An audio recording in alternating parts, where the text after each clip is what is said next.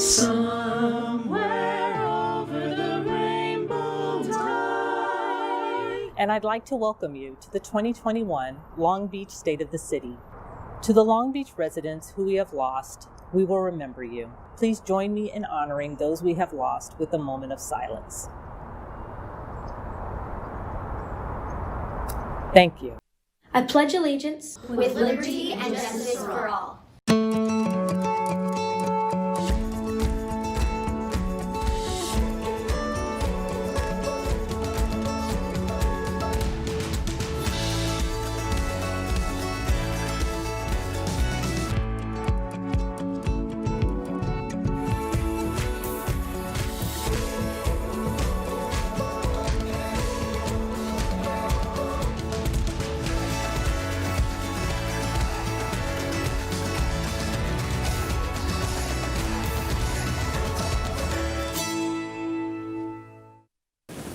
Good evening, everyone. Thank you to Dr. Davis, those amazing kids, and the talented crew at Musical Theater West.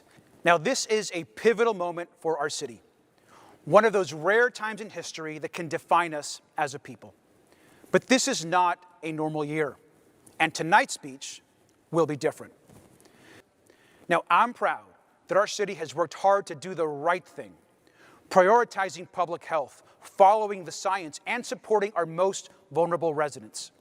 We are meeting this moment with one of the nation's most rigorous public health responses. The state of our city is strong. Few have been untouched by the COVID-19 pandemic. We've nearly all known someone who has been ill or has died. For me personally and professionally, this has been the most difficult year of my life. And I know that thousands of Long Beach residents are also grieving this year. All of you are in my prayers and are the reason we work so hard to keep this city safe. I have never felt more determined or more confident in leading this city through this crisis. And doing the right thing has never been easier. We have seen enormous heroism in our teachers, our grocery workers, bus drivers, police officers, doctors and nurses, and so many others. Our firefighters and lifeguards have been on the front lines of our testing centers and our paramedic response. Our nonprofits have worked together to help people. And the Community Foundation of Long Beach raised more than $1.3 million for our COVID relief fund. As a city, we followed the science and listened to the experts. Now take a look at this impressive response. As of today, we have performed over 550,000 COVID-19 tests in our city. We average 4,000 tests a day at multiple sites across the city, and we test twice the state requirement. In fact, the testing system we have is really a national model, and we are one of the few jurisdictions that provides a dual COVID-19 and flu test to every single person. And we launch a special mobile testing unit that goes into vulnerable neighborhoods and works with immigrants and our undocumented community. We even have testing sites at both the Long Beach Airport and the Port of Long Beach. We have already vaccinated over 13,000 people, including healthcare workers, hospital staff, clinics, pharmacists, dentists, paramedics, and firefighters, and the residents and staff at our nursing homes and long-term care facilities. And next week, we begin the process of vaccinating additional essential workers, including teachers, police officers, grocery workers, and residents 75 and over. Our first clinic for residents 75 and over starts this Saturday. And we have provided clinics, hospitals, and medical providers with vaccine to begin vaccinating this group of seniors immediately. If you are a senior 75 and over, or you have a parent or grandparent in this group, you should first contact your doctor or medical provider to see if they can get you vaccinated. And beginning January 23rd, people 65 and above will also be able to get vaccinated at these same clinics. So if you are a senior and in this group, and your doctor doesn't have access to the vaccine, we will schedule you for a vaccination in the weeks ahead. You can sign up for a clinic by emailing COVID-19 vaccine at longbeach.gov. And beginning next Tuesday, we start vaccinating our Long Beach police officers and our grocery workers. I am proud to announce tonight that we are converting the Long Beach Convention Center into a vaccine distribution site. Now, the first workers who will be vaccinated at this site just next week will be our grocery and food distribution workers. If you are one of these workers, a hero, please contact your employer and sign up for an appointment. But we also know that there are small independent markets and food workers all across our city. If you are in this group and need access to the vaccine, please contact the Long Beach Health Department. And I'm also excited that we will begin vaccinating our teachers and staff at the Long Beach Unified School District starting the week of January the 25th. Next week, we are going to launch VaxLB, a new online portal where you can enter your email and information. The city is then able to alert you when it's your turn to get vaccinated and send you regular updates about vaccination clinics. This will streamline our process and give folks peace of mind to know that they're in our vaccination system. Now, we're on schedule to begin vaccinating the general public later this spring, and I promise you that we will vaccinate every single person in our city who wants a vaccine. Long Beach has reopened Community Hospital.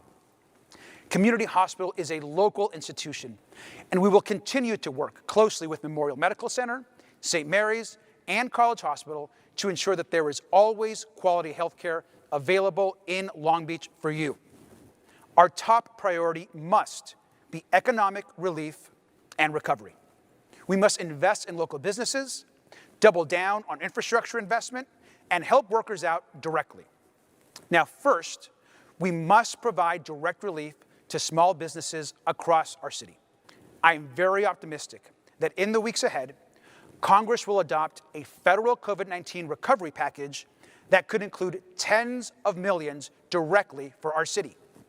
Now, I've asked the City Council already to set aside at least $10 million for restaurants, gyms, and personal services, which could be increased. And I've asked the City Council to set aside tens of millions more to directly assist other small businesses across our city. Now, these grants can be used to pay back rent, restart operations, or hire back employees. And we need to continue to reinvest in critical industries that support our businesses, like tourism, investment in our convention center, transit options, and of course, trade at the Port of Long Beach. Second, we are going to double down on infrastructure. We know that a strong infrastructure program creates good-paying jobs and spurs economic development. Now, thanks to Measure A, even in this difficult year, we fixed a lot of infrastructure. We rebuilt 86 miles of major and residential streets. We replaced 16 miles of sidewalks, installed 1.7 miles of new bikeways, and filled 30,000 potholes. And in March of last year, voters extended Measure A indefinitely, creating a historic opportunity to fix more and more streets in the years ahead. This next year, the City Council must make the creation of a new Measure A infrastructure plan a priority. Now, this infrastructure work continues at the Port of Long Beach, where we just opened our new international bridge and set records for cargo and traffic. Now, at the Long Beach Airport, we're building new modern facilities across the campus and expanding flights across the country. And as we speak, there are over 2,000 active construction sites in our city. But our biggest opportunity lies in a new infrastructure bill that will be introduced by the Biden administration. We must invest directly into workers, and they need direct financial support. And we've already launched 2 pilots in our city to assist workers, one for tenants to bridge the rent, and another for artists struggling during this pandemic. We look forward to additional direct relief and income programs in this upcoming year. We're going to expand the tenant assistance program and launch a second guaranteed income pilot to assist low-income students at Long Beach City College and Cal State Long Beach.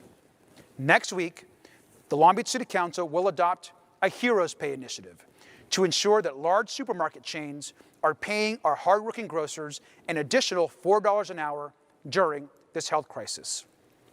And we're extending our city project labor agreement that ensures good-paying jobs on infrastructure projects. We opened our first municipal shelter and bridge housing campus and expanded shelter for people experiencing homelessness across the city. We've also secured 3 motel properties thanks to Governor Newsom's Project Home Key, and are being converted to safe transitional housing. And our city council just recently passed a new and really necessary inclusionary housing ordinance that will require every new development built in the city to include affordable units. To help folks stay in their homes, we've also adopted eviction moratoriums, stopped late fees and termination of Section 8 housing, and passed anti-tenant harassment laws. I am proposing a $15 million tenant assistance program. This new program will help renters get caught up on their rent and avert mass evictions across our city. This new program is being funded from the recently adopted COVID relief bill. The science is clear. The climate is changing, and human activity and fossil fuels are a major driver. In Long Beach, we're working both to reduce and to adapt. Our climate action plan was approved just last week by the City Council. This plan is one of the most rigorous and ambitious municipal climate plans in the country and will serve for our city as a blueprint to address the major impacts of climate change in Long Beach. Now, our climate action plan includes important goals and benchmarks, including decreasing our annual energy use and identifying funds to increase energy efficiency. And in addition, in my last budget, I proposed a major study on a transition away from oil and fossil fuels. Now, to help this effort, voters approved Measure US this last November. This measure increases the tax on local oil production and reinvests it back into the community. Now, in the summer of 2020, we also saw one of the largest political movements in our history. In response to the brutal killing of George Floyd and other Black Americans by police, millions of people stood up and said enough. Black lives matter. They matter to the city, and they matter to me. First, we must acknowledge that structural racism exists in all of our institutions, in policing, in education, in the workplace, and in healthcare. Now, words alone won't address racial injustice, but there's no question that the arc of justice in this country and city is bending towards equity. Now, over the last few years, in large part due to community organizing, our city has made progress, but we know there's much more work ahead. After hearing from thousands at community meetings and on the streets, Long Beach released our Racial Equity and Reconciliation Initiative. In this document, our team outlines over 100 initiatives and goals to take on structural racism and promote equity. We must also continue to push forward on important reforms within our police department. Due to hard work that's already on its way, we have seen declines in officer-involved shootings, citizen complaints, and use of force incidents. But we need to continue this citywide work and bring folks from all of our departments to work together on homelessness, mental illness, and trauma, so we can better serve residents experiencing these challenges. And we need to recognize that much of this work needs to be reimagined and reformed. Next week, I will also formally ask the City Council Public Safety Committee to begin the work of reforming the Citizens Police Complaint Commission. This commission, established in 1990, needs to go forward to voters in 2022 for major and significant changes. We have to recognize the harms of systemic injustice and make it the work of our generation to right these wrongs. Now, moving into 2021, you can count on Long Beach to invest and support our Black, Indigenous, and communities of color. This is critical work. And as I close, I also want to share with you my anger and disgust at the attack on our Capitol last week.